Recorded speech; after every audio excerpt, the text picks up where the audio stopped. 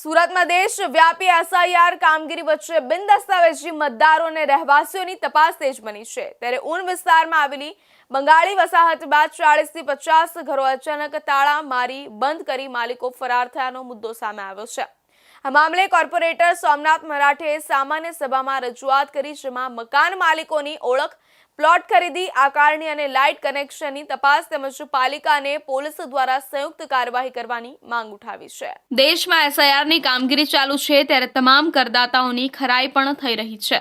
જે લોકો પાસે યોગ્ય ડોક્યુમેન્ટ નથી તેમના વોટિંગ કાર્ડનું વેરિફિકેશન ચાલુ છે। ત્યારે કેટલાક વિસ્તારોમાંથી લોકો અચાનક તાળું તે મારી ફરાર થઈ ગયા છે। મંગળવારે સામાન્ય સભામાં કોર્પોરેટર સોમનાથ મરાઠેએ પણ આ મુદ્દો ઉચક્યો હતો। તેમજ સુરતના ઉન વિસ્તારમાં આવેલી એક બંગલી, મલ્લા અને મિની બાંગ્લાદેશ ગણાતા વિસ્તારમાં 40 થી 50 ઘરોને તાળું મારી માલિકો ફરાર છે, તેમની તપાસ થવી જોઈએ તે અંગેની રજૂઆત કરી હતી। કોર્પોરેટર સોમનાથ મરાઠેએ જણાવ્યું હતું કે ઉન સ્થિત શાયરા નગરના બંગાળી મહોલ્લામાં જે મકાનો બંધ છે તેઓના માલિકો કોણ છે, તેઓએ કોની પાસે પ્લોટ ખરીદ્યા અને કયા દસ્તાવેજોના આધારે આકારણી કરાવી તેમજ લાઇટના કનેક્શનો તે લીધા તેની તપાસ થવી જોઈએ। પોલીસ સાથે પાલિકાએ પણ કામગીરી કરવી જોઈએ। આ સોસાયટીમાં કોર્પોરેટરની ગ્રાન્ટ પણ આપવામાં આવી છે, તેથી હવે ગ્રાન્ટ આપતી વખતે કોર્પોરેટરે પણ તમામ વિગતો જાણી લેવી જોઈએ। ગત રોજની સામાન્ય સભામાં સોનારી ઉનની અંદર આવેલો જે બંગાળી બસ્તી છે, આ બંગાળી બસ્તીની અંદર જે 30-35 મકાનને ટાળા છે।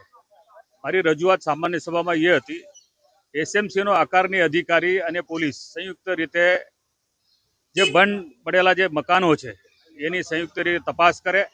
તપાસના અંતે અગર એ બાંગ્લાદેશી ઘૂસપેઠીના નામ પર હશે તો આ મકાનને સીલ કરવું જોઈએ। સીલ કર્યા બાદ પુરાવાના આધારે એને ડિમોલિશન કરી દેવા જોઈએ।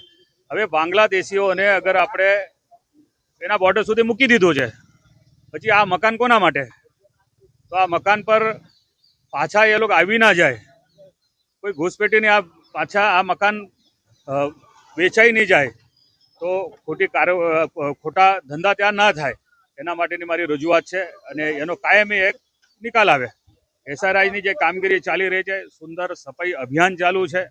આ સફાઈ અભિયાનમાં આપણે તમામ જાગૃત નાગરિકોએ આપણે એને સહકાર આપવું જોઈએ। વધુમાં જણાવતા તેમણે કહ્યું હતું કે પાંડેસરા, ઉન, લિંબાયત વિસ્તારમાં આવેલી તાપેલા ડાઇંગ મિલોમાં કામ કરનારાઓની પણ તપાસ થવી જોઈએ। મોટી સંખ્યામાં અહીં કામ કરનારા બાંગ્લાદેશના હોવાની શક્યતા છે।